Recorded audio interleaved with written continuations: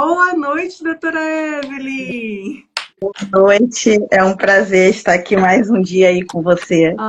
Eu que fico muito feliz, muito honrada de mais uma vez a gente estar podendo fazer esse encontro, essa live.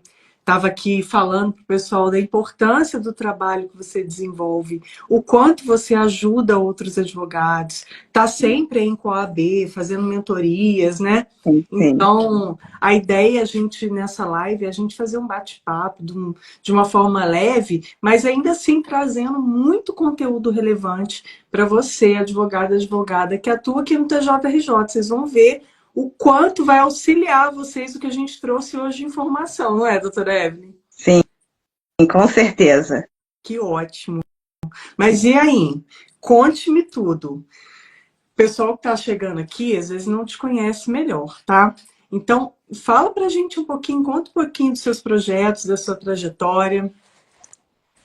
Tá bom. Primeiro, eu quero agradecer mais uma vez por essa parceria, né, com o Help Juris, esse trabalho excepcional que você faz, e é uma dúvida na rotina de todo advogado que tem uma dúvida muito grande nos recolhimentos de custas, e o seu canal e o seu curso traz um grande diferenciado e aprendizado aí para os advogados, que realmente fica perdido na atuação e na elaboração das custas no Tribunal do Rio de Janeiro. Obrigada.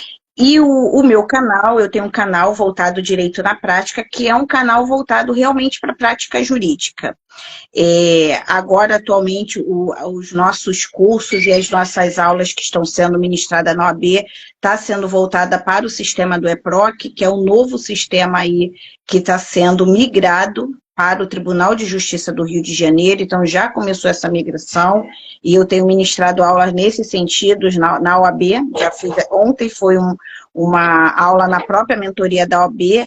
Semana passada eu estive sexta na OAB de Búzios, ministrando também uma aula com esse mesmo tema, que é um tema aí que está trazendo muita dúvida para os advogados, essa nova migração, né? Tivemos a migração do PJE e agora vem essa nova migração aí para o sistema do EPROC.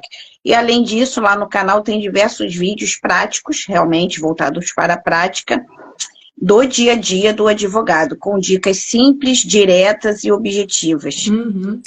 Maravilhoso, gente. Ela ensina muita coisa na prática mesmo, te mostrando ali o que você tem que fazer e faz bastante diferença, especialmente para o pessoal que está iniciando na advocacia, né? Que tem dúvidas, e até para quem já é muito experiente, por exemplo, essa questão do EPROC. Às vezes, porque o EPROC ele é utilizado em outras justiças já, não é? Sim. Já Mas às vezes o é advogado não atua. utilizado. Isso. Aqui no Rio de Janeiro, a gente já utiliza no TRF. Só que agora, além da possibilidade, porque inicialmente haveria a integração do PJE em todo o Brasil. Então, o TJ começou a fazer essa migração para o PJE com esse objetivo, que o CNJ ele tem o objetivo de integralizar um único sistema para todo o Brasil. Até para isso, facilitar o advogado que reside em outro estado e tem processos pontuais no Rio e São Paulo, ele possa utilizar o mesmo sistema e ter a mesma facilidade de peticionamento. Com isso, com a dificuldade e algumas instabilidades que o PJE vem apresentando, hoje tem tido uma aceitação muito maior e dessa possibilidade da imigração de todos os sistemas para o EPROC. Então, assim, é o projeto. Eu já vi que alguns outros estados já estão iniciando também essa migração do EPROC, e eu acho que isso é o ideal, a integralização, integrar por um único sistema, e assim, com esse único sistema, o advogado, independentemente do estado que esteja, ele vai ter facilidade para protocolar qualquer peça nos autos. Com certeza. E dá muita confusão, gente, vocês não fazem ideia. Esse nosso tema de hoje, então, carta precatória, envolve muito disso que a gente está falando aqui. De você entender de sistemas, de como fazer a distribuição dessa carta precatória. Cada estado tem um sistema diferente, né? Muitos adotaram o PJE, outros tantos não adotaram o PJE. E aí, é um Deus nos acuda. Porque você tem que ficar tendo cadastro em cada um daqueles estados. E eu sei que isso gera muita dúvida para os advogados. E gera até algo que a gente vai conversar bastante hoje aqui sobre isso, que é a questão seguinte: às vezes o advogado, por não conhecer, né, o sistema de cada estado, por ter que despender um tempo ali com aquilo, ele acaba fazendo o quê? Ele faz o requerimento para que a serventia faça essa distribuição, né? De fato, por lei, gente, a serventia, cabe à serventia, sim, fazer a distribuição. Só que, pelo princípio da cooperação, existe até uma orientação do CNJ, no sentido de que o advogado pode, sim, ser intimado a fazer essa distribuição também. Porque vocês não fazem ideia. O quanto é difícil para vocês, é difícil também para os servidores. Porque aí o que acontece, doutora Evelyn, na prática, tá? A gente tem que fazer cadastro nos 27 estados. E com isso, a gente leva ali horas e horas e horas, e eles mudam tudo o tempo todo, para distribuir uma carta precatória, quando a gente podia estar trabalhando dezenas de processos. Sim. Dezenas. Então, não quando o advogado é intimado, né, pela serventia fazer a distribuição, não é questão de você estar jogando o trabalho de um para o outro. Eu acho que o pensamento não deveria ser esse. E sim para o advogado. Ele tem condição de fazer? Ele sabe como fazer? Às vezes ele já tem o cadastro lá. Vale a pena você investir nisso. A doutora Evelyn até trouxe mais conteúdo para a gente debater mais sobre esse assunto hoje. Fala um pouquinho para a gente, doutora Evelyn. Sim. É exatamente o que a Daphne falou. Existe, tá, diversa jurisprudência, eu até trouxe aqui algumas decisões em que não há até discussão do tribunal, que é uma competência do próprio cartório fazer a distribuição da carta precatória. Eu só vou citar algumas decisões, mas o que eu acho importante em si essa decisão? É quando, algum caso bem típico, a gente já passou pelo escritório, em que foi feito diversas tentativas de distribuição dessa carta precatória, até porque quando o juízo despacha concedendo esse prazo para o advogado, muitas das vezes ele determina um prazo para que ocorra a comprovação nos autos dessa distribuição. E nesse caso atípico, havia erro de forma constante lá do sistema desse estado para a distribuição. E aí, com isso, o que foi feito pelo escritório? Foi feito um print do sistema, até porque estava ocorrendo ali o decurso do prazo para conseguir comprovar nos autos. Então, foi feito um print para comprovar que o site em si estava com uma grande instabilidade, e aí, com isso, pediu que fosse feito pelo próprio tribunal, pelo próprio cartório. Eu cito decisões que falam sobre essa obrigação do cartório, só para que o advogado tenha ciência, mas eu ressalvo a mesma informação dada pela Daphne, da importância de, muitas das vezes, o advogado realizar esse procedimento e conseguir agilizar de uma forma muito mais rápida do que o próprio serventuário. O que vai acontecer? Hoje, acaba que está tendo uma defasagem de funcionários no tribunal, né? Tem até uma expectativa de concurso público nesse sentido.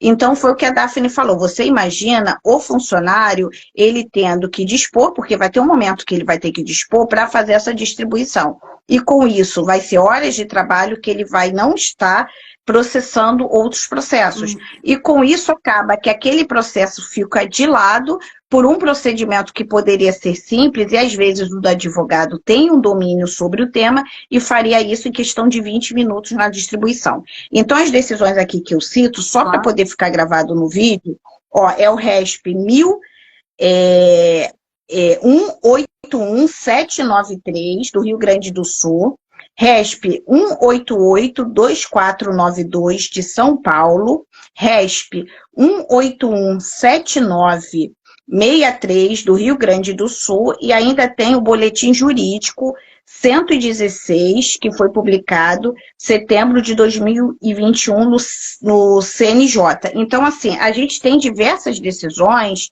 falando da própria competência do cartório para executar essa função. Mas tem essa questão da celeridade processual. Então, assim, quando o advogado realmente ele tem interesse que aquela informação, muitas das vezes a carta precatória para obter alguma informação, ou para citar ou intimar alguma parte, para trazer uma informação importante para o processo principal, então acaba sendo de interesse maior do advogado tentar agilizar esse processo. Com certeza. E deixa eu contar para vocês uma coisa que eu acho que isso vai, assim, clarear bastante para vocês entenderem por que aumentou tanto essas intimações para o advogado distribuir. Olha o que acontecia, doutora Evelyn. Antes, né, há pouco tempo atrás, tipo há uns 6 meses atrás, era possível que o cartório enviasse por malote digital as cartas precatórias. E aí essas cartas precatórias eram distribuídas lá pelo juízo deprecado. Então, normalmente, a gente nem fazia essa intimação para o advogado. A gente simplesmente encaminhava essa carta precatória pelo malote digital. Só que cada um dos tribunais foi criando novas normas e eles simplesmente pararam de receber as cartas precatórias por malote digital, porque está sendo um movimento quase que nacional a extinção dos distribuidores. A gente está vendo isso acontecer não só aqui no estado do Rio, mas também nos outros estados. Então, eles estão tirando aos poucos a função dos distribuidores. E aí, com isso, o que aconteceu? Eles trouxeram, né, para o servidor do cartório essa incumbência de fazer a distribuição. Só que sabe o que é o pior de tudo? Que você precisa do token, da assinatura digital para fazer a distribuição. E só quem tem esse token no cartório é o chefe e o substituto. Então, não dá nem para a gente dividir o serviço com todos os servidores da vara. Então, vocês imaginem o quanto isso acumula de trabalho só para o chefe e para o substituto. Estou te contando lá da minha situação, que eu sou substituta do chefe, e simplesmente tem site que eu não consigo, que eu já estou há meses tentando cadastro, não consigo. Aí uns ele consegue, outros eu consigo. É uma loucura. Tem carta precatória que fica parada meses. Isso que você está contando, que aconteceu com você no escritório, de não conseguir por indisponibilidade do site, acontece com a gente o tempo inteiro. Então, da mesma forma, acaba que aquele processo fica ali paralisado por uma questão prática, por uma questão que é só sistêmica. Só que, infelizmente, a gente não tem como, todos os dias, umas 2 ou 3 vezes por dia, verificar se o site está funcionando, não sei o quê. Então, acaba o quê? Você bota isso numa fila, você faz uma tentativa. Daí, 1 semana, 2, você tenta de novo. Só nisso leva muito tempo. Então, a minha dica para você, advogado que esteja escutando a gente, é, se você tiver condições de distribuir, se você não tiver, tudo bem, vai lá, faz um requerimento para distribuição pelo cartório, mas se você tiver condição, distribua, porque certamente vai ser mais rápido, você vai conseguir agilizar. E aí a gente pode falar da questão aqui, que é outra coisa que traz muita dúvida, que são as custas de carta precatória. Como é que é isso para você, doutora Evelyn? Me conta. Sim, é o que eu sempre falo e eu repasso isso pro aluno, né? O recolhimento das custas inicial, assim, eu falo que houve até um aumento exorbitante, é até um dos temas muito debatidos nas aulas em relação ao aumento em si, apesar que não é o tópico da nossa aula, mas os alunos vêm reclamando muito disso. E também da dificuldade, muitas das vezes, de quando tem dúvida, de conseguir o contato com o setor de custas. Então, às vezes, não consegue o contato com o setor de custa para poder auxiliar na elaboração do recolhimento das custas da carta precatória ou de qualquer outras custas e que precisa do auxílio de um servidor. Mas eu vejo que é uma dúvida muito grande da maioria dos advogados, o recolhimento das custas da carta precatória, e eu sei que hoje você está aí para poder esclarecer, sanar essa dúvida e dar o pulo do gato aí para vários advogados que ficam perdidos nesse passo aí. Nossa, e você falou de uma coisa que realmente está muito caro. Muito caro. Uma carta precatória que vem de outro estado para ser cumprida aqui no estado do Rio, ela não fica menos de R$ 1.500. Olha isso, gente.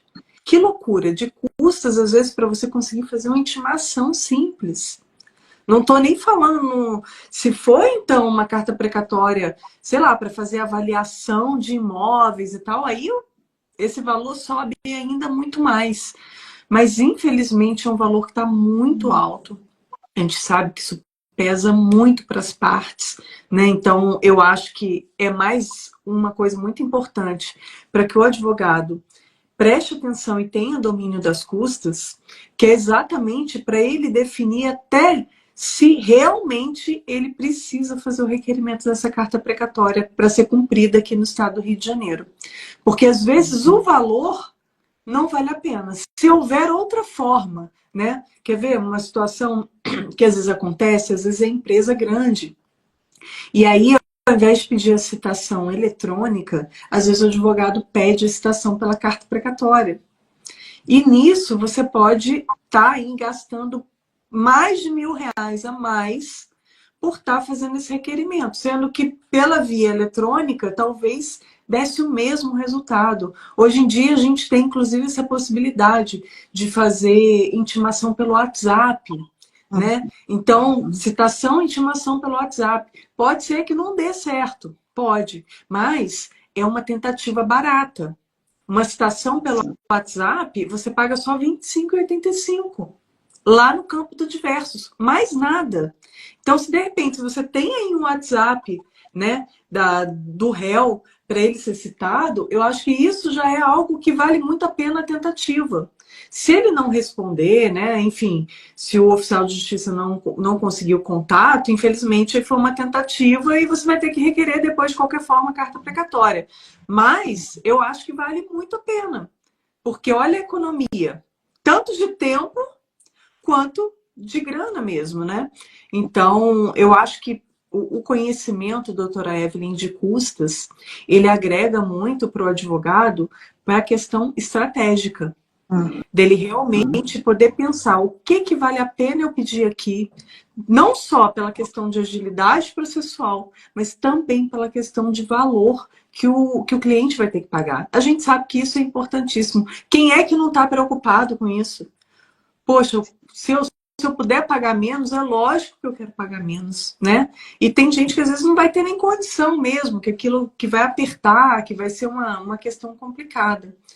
Mas eu quero que vocês fiquem tranquilos, porque existe um jeito, sim, com certeza, mais fácil de você entender essas custas das cartas precatórias. E é uma loucura, doutora Evelyn, são 19 modelos. Olha isso. 19 modelos diferentes de GRERES. E aí eu sei que dá muita dúvida. Mas eu quero te falar só o seguinte, que o que você precisa ter em mente, primeira coisa, é saber se a sua carta precatória, se você tem um processo aqui no estado do Rio e você vai ter que pedir uma carta precatória ainda dentro do estado do Rio. Esse é o primeiro link que você vai fazer para você conseguir localizar lá o modelo.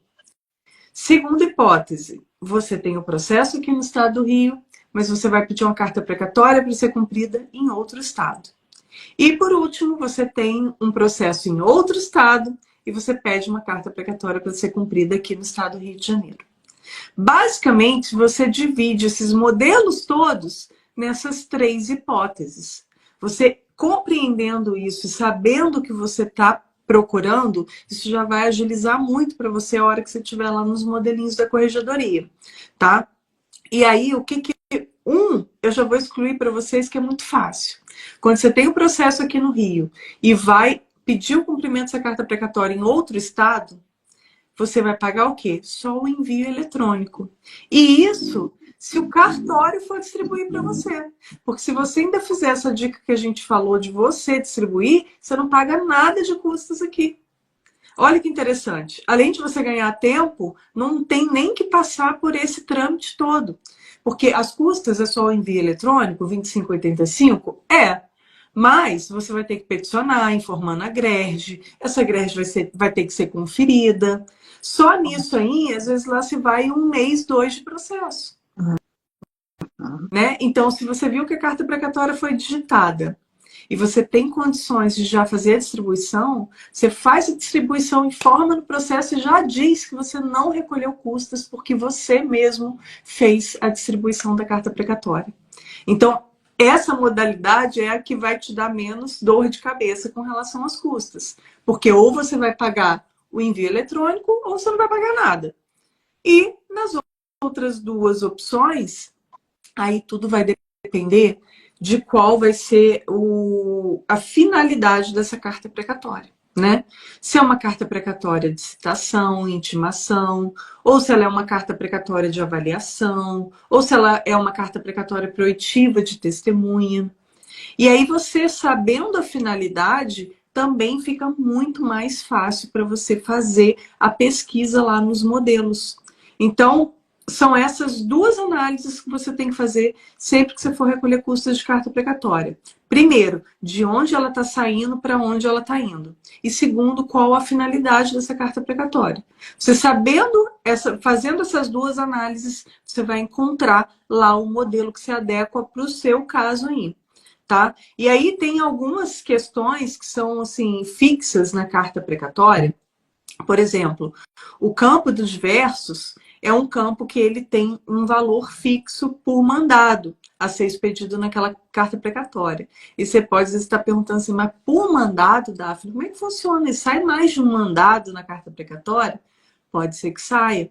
Suponhamos que você esteja pedindo aí a citação de 2 pessoas que residem naquela determinada cidade, naquele determinado estado. Vai ser expedida uma carta precatória para a citação dessas 2 pessoas. Mas vai ter que sair um mandado para cada um.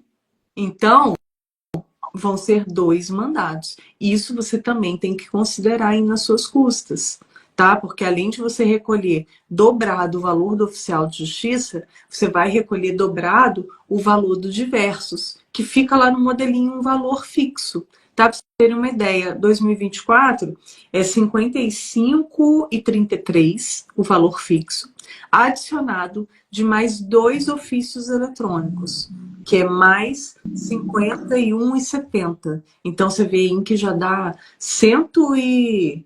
quanto que vai dar aqui? 111 mais ou menos? Não fiz a conta, mas é caro. Por isso que eu falo para vocês. Infelizmente, a carta precatória tá cara dessa. Isso você vê, é um dos campos, o campo dos diversos, já dá 100 e tantos reais.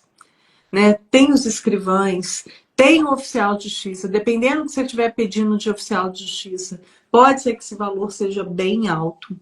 Então, fica atento a isso e saiba exatamente todos os detalhes. Eu vejo muito, a doutora Evelyn, na prática, que tem muitos escritórios que não passam por essa análise da percepção dos detalhes, né? O que está sendo pedido naquela carta precatória? O que eu estou querendo? E recolhe qualquer modelo.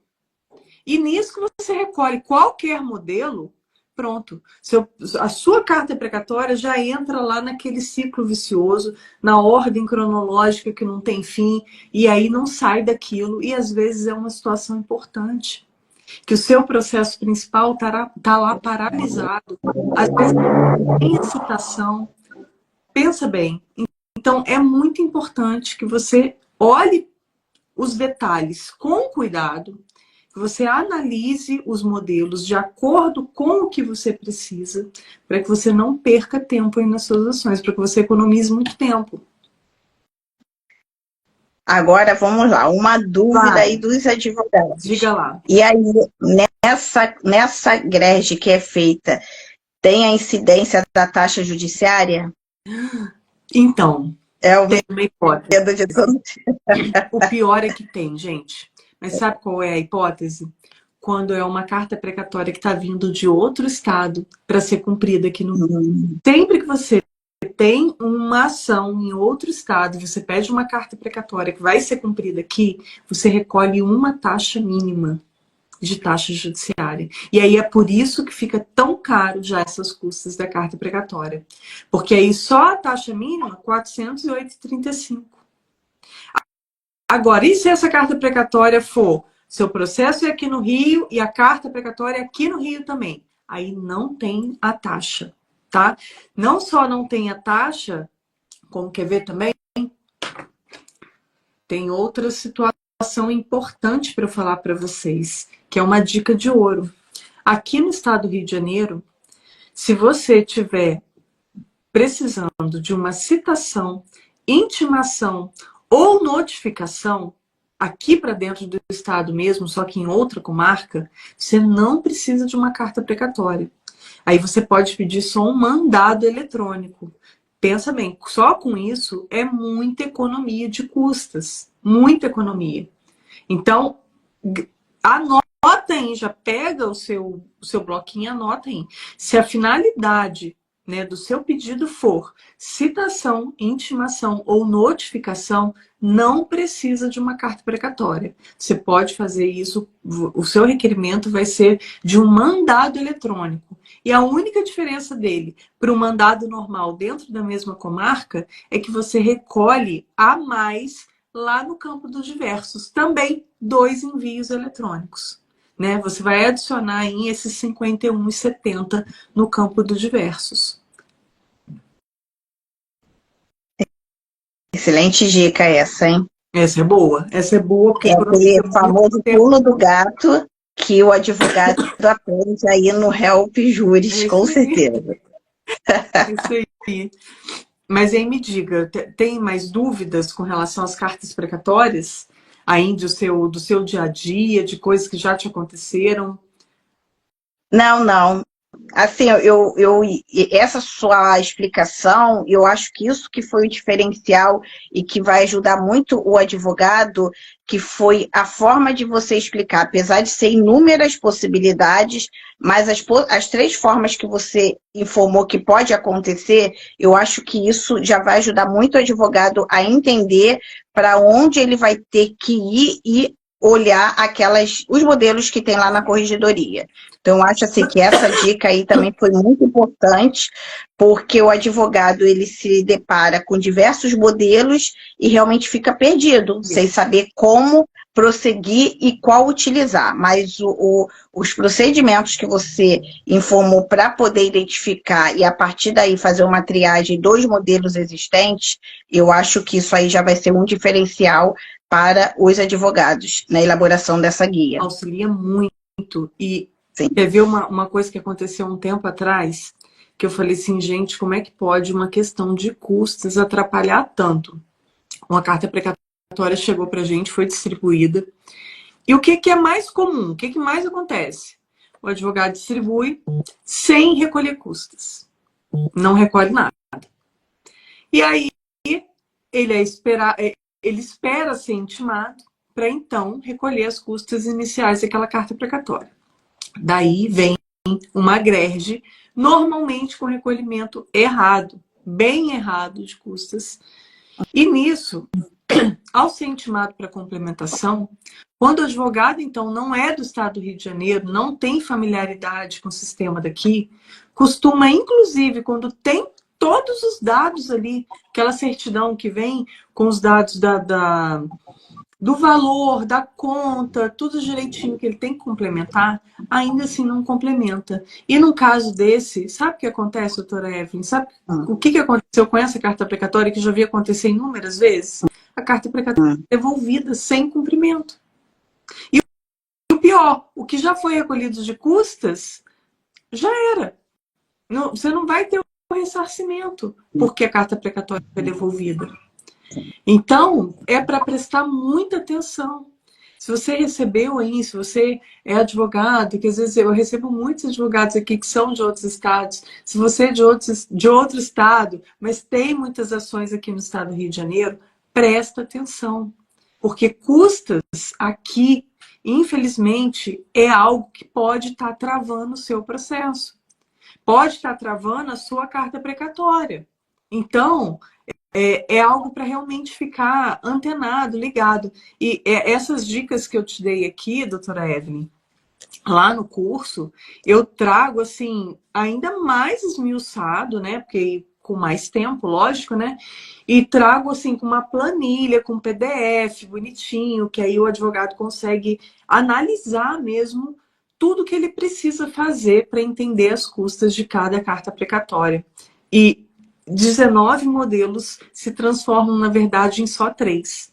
Que aí o advogado, entendendo esses 3 modelos que eu dei, né, um início aqui para você, ele sabe como desenrolar as custas naqueles casos, né?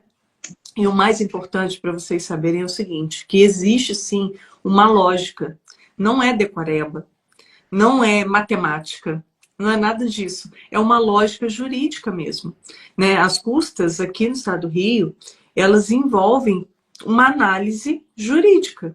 Então, quando você faz a análise jurídica, você sabe o que está por trás daquilo ali, você aprendeu, ninguém tira aquilo de você.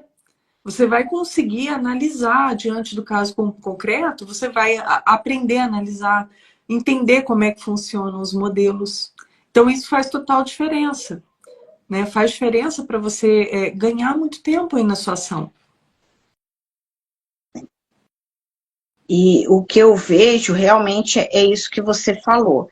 Essa questão, esse exemplo aí prático que você deu de uma carta precatória, né? Que além da demora que ela pode ocorrer, essa questão da falta do recolhimento devido e o pior, ela retornar sem o devido cumprimento, ou seja, acabou que se tornou totalmente ineficaz todo o procedimento realizado.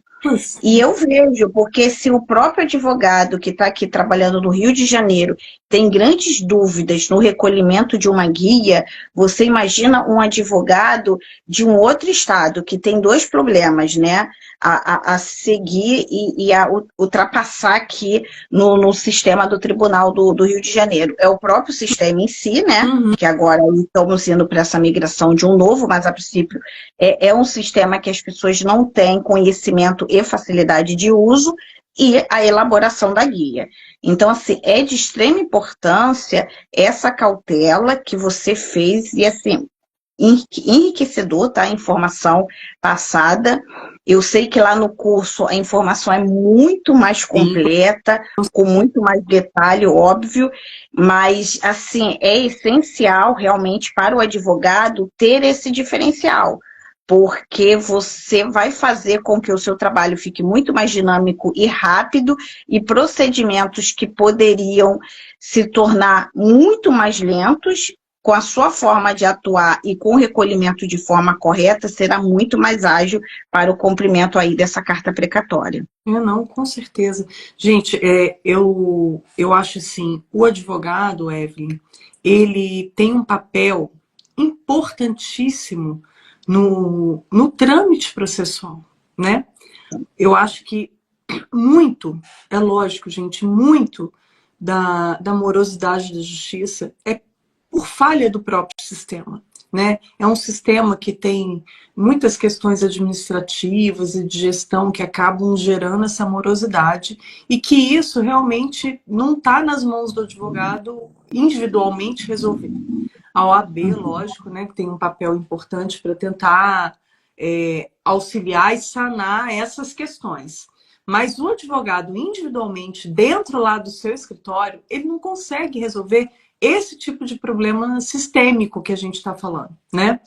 Mas existem muitas questões, muitas, que aí sim estão na mão do advogado para que ele possa ganhar muito tempo nos processos.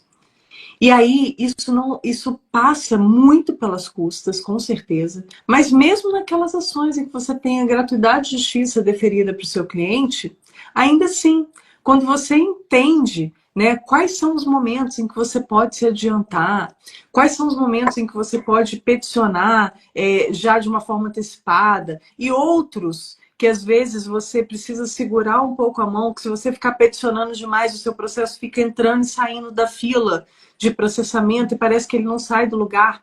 Aconteceu há pouco tempo, um advogado, inclusive era de outro estado também, teve lá no balcão da serventia e falou assim: por favor, você me ajuda? Esse processo aqui já é a 4ª vez que eu estou peticionando nele e ele não sai disso aqui, ele não sai dessas petições juntadas.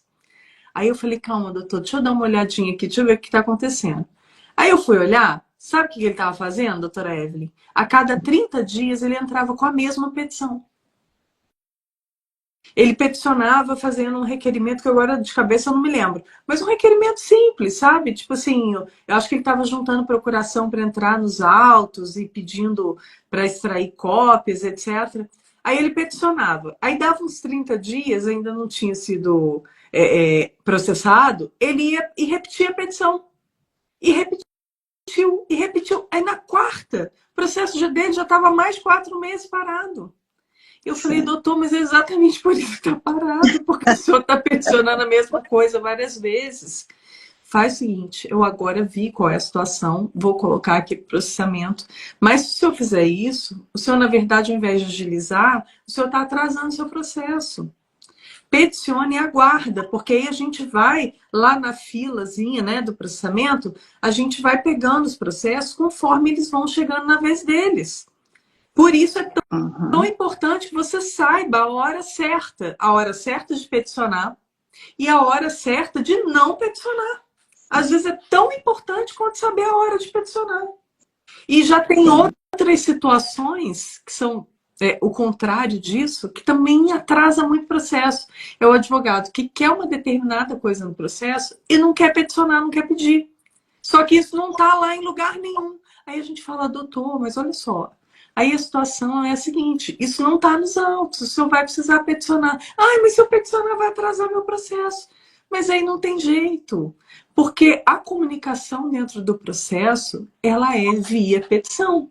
Não tem como o servidor fazer, né, uma cota, uma certidão dizendo que o advogado entrou em contato pelo balcão virtual, ou por telefone, ou no balcão da serventia, e fez um determinado requerimento. A gente não pode fazer isso. Então, é muito importante que você entenda quais são os momentos certos de você atuar. Isso muda o seu jogo, muda o jogo nos seus processos. A senhora concorda comigo? Não, perfeitamente. Isso é uma das observações que eu falo muito nas minhas aulas, né, das minhas mentorias em grupo, da importância de saber o momento certo de juntar uma petição e de não juntar. O que eu falo sempre, a inicial ela tem que ser instruída com o máximo de documentação que comprova o que está sendo alegado na inicial. E não ficar juntando, porque eu já vi advogados, vamos distribuir a ação e depois a gente vai juntando outros documentos no decorrer do processo. E vai juntando isso de forma reiterada, ou juntando petições totalmente desnecessárias no processo, como o caso que você trouxe aí, prático. E realmente, o processo, ele automaticamente, não tem nem interferência direta aí do serventuário, mas o próprio sistema, ainda mais hoje com o sistema eletrônico, ele retira o processo daquela fila que estava já de processamento e retorna para uma juntada de uma nova petição. E a maioria dos advogados ainda continuam realizando esse procedimento, apesar, né, de quando eu sempre tenho oportunidade nas minhas aulas, eu falo isso, da importância exata do que você falou, saber o momento em que você realmente precisa juntar uma petição para se manifestar nos autos e o momento que não, você tem que acompanhar, fazer um balcão, às vezes ir no cartório presencial, conversar lá com o servidor, que muitas das vezes você consegue um andamento processual nesse momento. É claro, tem situações em que o serventuário não consegue agilizar o processo, porque ele tem que seguir lá a ordem cronológica determinada pelo tribunal e às vezes não consegue agilizar. Mas toda vez que o serventuário ele consegue ver que o processo está muito tempo parado e ele vê uma possibilidade de dar andamento processual, ele vai dar. Com certeza. Ó, até isso é importante. Gente, ó, anota essa outra dica aí, ó. Abre todo mundo caderninho, que isso que a doutora Evelyn acabou de falar é de suma importância e eu ainda vou complementar. Qual é a situação em que você deve fazer um balcão virtual ou um balcão presencial? E qual é a situação em que não adianta nada? Vamos lá. Primeira situação, urgência. Se é urgente, faça esse balcão o mais rápido possível. Urgência deve ser tratada como urgência. Daphne, o que é urgente? Numa vara civil, vamos lá, o que é urgente? Pagamento é urgente. Se o depósito já está nos autos, aquela sua petição pedindo expedição do mandado de pagamento, ela é tratada como urgência, tá? Então, você pode e deve entrar em contato e pedir, porque a gente vai tirar ele da fila normal e colocar na fila de urgência. Outra situação envolve em saúde de alguém. Às vezes é uma ação em que você está pedindo uma internação, um medicamento. Isso é urgente. Então, se é um pedido de tutela que ainda não foi apreciado, às vezes está tendo desconto na conta de alguém, desconto no salário, isso é urgente. Ou seja, porque às vezes acontece muito do advogado virar e falar assim: ai, olha só, o meu processo é muito urgente, porque o meu cliente é muito chato, ele me liga o tempo inteiro.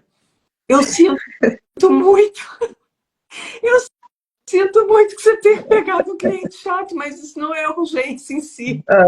Só se realmente houver, né, a urgência ali da situação. Mas fora isso, não é urgente, gente, não é urgente. Então, assim, às vezes a gente está vendo um movimento, doutora Evelyn, que atrapalha muito também o andamento dos processos em geral, que é um abarrotamento de atendimento em balcão virtual. Infelizmente, muitos advogados não sabem utilizar bem o balcão virtual e entram no balcão simplesmente para ficar pedindo andamento nos processos, que é isso que a gente estava falando. Mas deixa eu fazer um balcão dos meus processos. Tem escritório que faz isso diariamente. Ele pega a lista de processos que ele tem naquela vara e faz atendimento ali pedindo, só pedindo andamento. Mas olha só, o balcão, a função dele não é essa. E com isso você está tirando o servidor de estar processando esses processos para estar fazendo atendimento no balcão. Então, o balcão ele é estratégico também. Então, a primeira coisa, como eu falei, é você tem uma urgência. Segunda, você percebeu que teve um erro. Gente, erros, eles podem e devem ser corrigidos pela serventia. Você verificou que a certidão lá tem uma certidão errada. Entra em contato, fala assim, olha, no meu processo assim, foi certificado tal coisa, mas está errado. Aí a gente verifica e corrige, se for o caso. E a gente tem que corrigir aquilo com uma certa urgência, porque afinal de contas, né, senão aquele processo está sendo atrasado indevidamente por uma falha da serventia. Então é importante você fazer esse atendimento. E a outra, última questão, se você viu que realmente está com uma demora excessiva naquele processo, que não é o padrão daquela serventia. Você viu que, poxa, aquela serventia, normalmente seu processo tem andamento a cada 40 dias, a cada 60 dias. Passou 70, 80 dias, faz um balcão virtual. Porque aí sim, pode ser que esse processo tenha ficado lá numa localização perdida. E aí vai ser importantíssimo você fazer esse contato, né? Então, saiba, faça o balcão também estrategicamente. Porque isso vai fazer com que você ganhe tempo. E mais, ganhe simpatia também. Porque aquele advogado fica todo santo dia lá, só pedindo, pedindo, pedindo. E às vezes com... Ó, doutora Evelyn, tem dia que não é fácil não, tá? Tem dia que não é mole não, tem dia que é pior que 0,800. Eu imagino, com certeza. Igual vocês com o cliente, é a mesma coisa, né? Lidar com o ser humano nem sempre é fácil, né? E vocês passam muito isso com o cliente, eu entendo.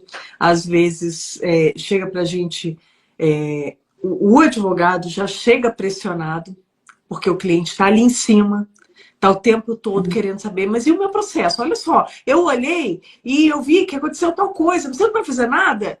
Né? A gente sabe que isso está acontecendo, que isso é assim, mas não tem jeito. Eu acho que, infelizmente, aí acaba caindo nas mãos do advogado esse pensamento estratégico e essa atuação que vai gerar para ele, de fato, resultados que sejam mais positivos para ele realmente ter as ações dele caminhando mais rápido, né? E ter também, por outro lado, uma relação de mais confiança com o cliente, porque aí o cliente entende que quem sabe ali é você, advogado. Você também tem que... Como é que é isso? Conta um pouco para a gente, até da sua experiência. Como é que é isso? Conseguir impor esse limite para o cliente, doutora Evelyn? Eu sempre falo isso nas minhas mentorias, né? Uhum. Dessa importância da transparência para o cliente. Eu falo que todos os anos tem inúmeros advogados se formando e mais advogado, e o nosso diferencial no trabalho é a qualidade em que você apresenta, a transparência do seu trabalho, tá? E hoje a honestidade já é visto como diferencial. Infelizmente, a gente hoje vive uma inversão de valores. Sim. Essa é a nossa realidade hoje que nós temos. Então, a partir do momento em que o cliente ele tem ciência do andamento processual, e isso é uma exigência lá que a gente faz no nosso escritório, então a inicial foi distribuída, encaminha um e-mail para o cliente informando o número do processo. Eu já tive clientes que veio para nós de outros escritórios que sequer tiveram acesso ao número do processo. Não sabiam se o escritório tinha ou não distribuído a ação. Então, a importância do cliente estar ciente do processo. Eu já vi casos que o cliente não consegue, depois que contrata o advogado, simplesmente não consegue mais fazer contato com o advogado não atende, não retorna ligações, não retorna e-mail, não retorna mensagem de WhatsApp. Então, é óbvio que você não vai ficar o dia inteiro respondendo mensagem do WhatsApp, até porque eu tenho momentos que eu abro o WhatsApp para poder responder, não deixo ninguém sem resposta. Claro que tem que ter uma limitação nisso, porque senão o cliente ele não tem limites, ele fala contigo qualquer horário, qualquer dia, e tem que ter essas limitações, óbvio, dependendo das suas áreas de atuação. Tem advogados que ele acaba tendo uma exigência de acordo com a área de ficar 24 horas em stand-by, porque dependendo da hora que aconteça uma situação, um cliente possa vir a precisar dos seus serviços e da tua atuação. Mas essa importância e um diferencial do trabalho é sim o retorno para o cliente, é manter ele atualizado do processo. Quando o advogado faz isso e que o cliente acompanha todo o trabalho do advogado, eu faço questão disso, eu mando a petição para o cliente, porque ele vê o trabalho do advogado, ele vê a gente desenvolvendo e lutando pelo direito dele. Então, quando o advogado ele passa isso para o cliente, ele está ali acompanhando todo o trabalho. Ele sabe que a gente tem uma demora judicial, ele sabe que tem uma defasagem do Tribunal de Justiça em relação a funcionários, sabe que tem inúmeros processos. Então, esse, para mim, é o diferencial da atuação do advogado, é manter o cliente sempre atualizado, para que ele esteja sabendo diretamente pelo advogado que contratou o andamento do processo, e com isso acaba ganhando cada vez mais confiança no trabalho desse profissional. Isso faz muita diferença mesmo. E aí imagina agregar isso à questão essencial das custas, que é você também poder informar para o seu cliente quanto que ele vai pagar em cada situação. Se vai ter uma carta precatória, você conseguir demonstrar para ele, falar assim, olha só, nós temos aqui a opção de pedir uma carta precatória, mas vai custar X. Já estou te dizendo de antemão, para você, né, não levar um susto ainda com cobrança de R$1.000. Porque a gente sabe que é um susto, né, doutora Evelyn? R$1.000, a não ser que a pessoa seja muito rica, mas vai ser uma reserva financeira importante para a maior parte das pessoas, né? Então, você poder agregar isso no seu atendimento, trazendo, né, bastante transparência para isso, exatidão para essa informação, faz com que o cliente tenha outra segurança no seu trabalho, que ele realmente fala assim, nossa, mas a doutora Evelyn, o que ela me fala é o que acontece, então eu sei que ela me fala, eu tenho segurança nisso, tenho confiança nela. Esse é um grande diferencial mesmo. Ó, doutora Evelyn, eu quero mais uma vez te agradecer demais, tá? Por ter topado estar aqui com a gente mais uma vez. E, por favor, gente, vocês que estejam aí nos acompanhando, se tiverem dúvidas, se quiserem saber outras coisas sobre cartas precatórias, pode mandar para a gente. A questão técnica, a doutora Evelyn, lá no perfil do Direito na Prática, ela consegue te auxiliar. A questão das custas, você pode me mandar, que eu também consigo te auxiliar, tá? e contem conosco porque o que a gente quer realmente é poder agregar mais no seu trabalho, para que você tenha mais efetividade, para que você tenha um trabalho cada vez melhor, que você consiga entregar para o seu cliente um resultado cada vez melhor dentro do que você pode fazer. Sim. E eu agradeço mais uma vez, né, por essa parceria com Help Juris. Para mim é muito importante. Eu adoro o seu trabalho e a sua forma prática de ensinar aí os alunos a elaborar as custas de uma forma muito mais simplificada. E aí eu peço até para que as pessoas deixem sugestões de temas para próximas, né? Sugestões para que a gente venha, por meio de parceria, gravar outros vídeos práticos, né? Eu abordando a parte técnica e o Help Juris, por meio da Daphne, abordando a parte das custas, que é uma dificuldade hoje muito grande do advogado. Então pode deixar tanto aqui no próprio canal do Help Juris, como no Direito na Prática, sugestão de temas que, se a gente podendo e tendo domínio, a gente vai gravar e vamos aqui partilhar aqui com vocês o conhecimento. Com certeza, gente. Muito obrigada a todos que estiveram com a gente aqui nessa live. Foi um grande prazer e a gente se vê por aqui toda quinta-feira, tá? Até mais. Obrigada, doutora Evelyn. Nada, tchau. Tchau, tchau.